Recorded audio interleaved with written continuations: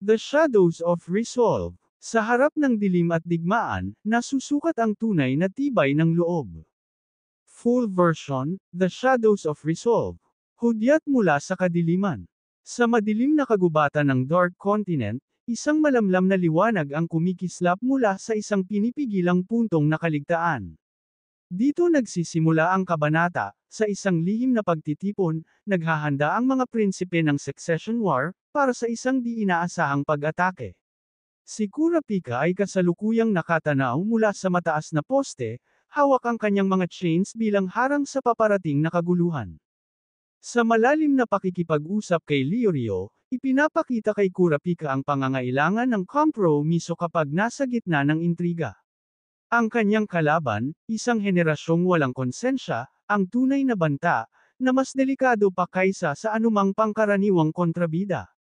Ngunit sa tangi niyang sandata, nakatutok pa rin sa pagbawi ng hustisya para sa kanyang bayan. Habang lumilikha si Carluto Zoldyck ng destruction, sa pamamagitan ng paglipad ng isang lihim na kargamento patungo sa pusod ng Pandemonium, isang code na nagpapagana sa orihinal na Aloka or Nanika.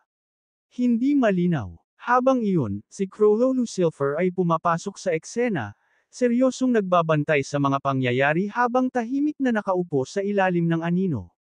May liwanag sa bawat tapang na pinipiling kumontra sa Karimlan, bulong ni Ging Freeze mula sa alaala ni Gon, isang mensaheng paulit-ulit na pinagdadasal ng mga natitirang mandirigma, sa estratehikong pagkilos. Ang huling eksena ay tumutok sa isang tahimik na patibong, isang talaarawan na isinulat ng isang prinsipe na inabandona na. Sa mga pahina, nabasa ang paglaban ng isang tao laban sa kanyang tadhana. Itong pagbasa ang hudyat kay Kurapika, hindi lang anino ng digmaan ang kanyang kalaban, kundi pati ang sariling nakaraan. Natapos ang kabanata sa pagsilip ng araw sa itaas ng gubat, isang paalala na kahit sa pinakamadilim na sandali, may pag-asa.